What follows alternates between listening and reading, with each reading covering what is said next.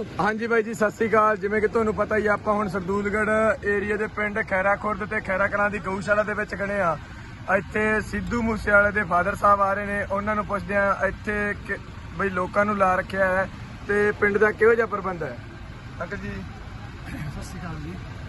ਪਹਿਲਾਂ ਮੈਂ ਸਾਰੇ ਪੰਜਾਬ ਵਾਸੀਆਂ ਦਾ ਸਹਿਯੋਗ ਕਰਨ ਲਈ ਧੰਨਵਾਦ ਕਰਦਾ ਕਿਉਂਕਿ ਬੜਾ ਅੰਮ੍ਰਿਤਸਰ ਤੱਕ ਤੋਂ ਹਰੇ ਚਾਰੇ ਦੀਆਂ ਟਰਾਲੀਆਂ ਰਾਸ਼ਨ ਸਾਰਾ ਕੁਛ ਆਉਂਦਾ ਹੋਇਆ ਵੀ ਸੜਕ ਦੇ ਉੱਤੇ ਔਰ ਮੈਂ ਖੈਰਾ ਪਿੰਡ ਦੇ ਉਦਮ ਦੀ ਖਾਸ ਕਰਕੇ ਸਰਾਹਨਾ ਇਸ ਕਰਕੇ ਕਰਦਾ ਵੀ ਐਡਾ ਵੱਡਾ ਕਾਰਜ ਐਡੀ ਵੱਡੀ ਹਿੰਮਤ ਕਰਨੀ ਮਾਲਕ ਦੀ ਮਿਹਰ ਨਾਲ ਹੀ ਹੋ ਸਕਦੀ ਹੈ। ਜਿੱਦਾਂ ਇਹਨਾਂ ਨੇ ਸਾਰੇ ਇਲਾਕੇ ਦੇ ਜਿਹੜੇ ਪਸ਼ੂਆਂ ਨੂੰ ਸੰਭਾਲਿਆ ਤੇ ਉਹਨਾਂ ਨੂੰ ਹਰੇ ਚਾਰੇ ਦੀ ਇਹਨਾਂ ਨੇ ਇਹ ਵੀ ਗੱਲ ਕਹੀ ਕਿ ਕਿਸੇ ਦਾ ਵੀ ਕੋਈ ਪਸ਼ੂ ਫਸਿਆ ਹੋਇਆ ਉਹਨੂੰ ਰੈਸਕਿਊ ਕਰਕੇ ਅਸੀਂ ਲੈ ਕੇ ਆਵਾਂਗੇ ਔਰ ਇੱਥੇ ਸੰਭਾਲਾਂਗੇ। ਬੱਚੇ ਦਾ ਸਾਰਾ ਨਗਰ ਬੀਬੀਆਂ ਭੈਣਾਂ ਤੋਂ ਲਾ ਕੇ ਬੱਚਿਆਂ ਤੋਂ ਲਾ ਕੇ ਬਜ਼ੁਰਗਾਂ ਤੋਂ ਲਾ ਕੇ ਸਾਰਾ ਨਗਰ ਬੜੇ ਤੰਦਰੁਸਤੀ ਦੇ ਨਾਲ ਸੇਵਾ ਕਰਿਆ। ਮੈਂ ਸਾਰਿਆਂ ਨੂੰ ਇਹਨਾਂ ਦੇ ਮਾਧਿਅਮ ਦੇ ਨਾਲ ਸੋਸ਼ਲ ਮੀਡੀਆ ਦੇ ਮਾਧਿਅਮ ਦੇ ਨਾਲ ਸਾਰਿਆਂ ਨੂੰ ਬੇਨਤੀ ਕਰਦਾ ਕਿ ਤੁਸੀਂ ਤੁਹਾਡੇ ਕੋਲ ਕਿਤੇ ਵੀ ਕੋਈ ਪਸ਼ੂ ਫਸਿਆ ਜਾਂ ਕੋਈ ਛੱਡਣਾ ਚਾਹੁੰਦੇ ਹੋ ਤਾਂ ਇੱਥੋਂ ਇਹਨਾਂ ਦੀ ਜਿਹੜੀ ਹੈ ਸੇਵਾ ਦਾ ਜ਼ਰੂਰ ਫਾਇਦਾ ਉਠਾਓ।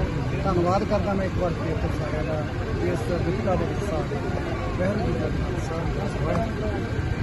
हाँ जी जिवें उन्होंने दस्सिया है बई मन के चलो बहुत वड्डा उपराला कर रखा है। बाकी अपने पिंड होर भी जे किसी ने डंगर पशु रखने अपने कोल थां हैगी है बई इन्हां दा बहुत बहुत धन्नवाद है इत्थे पहुंचण।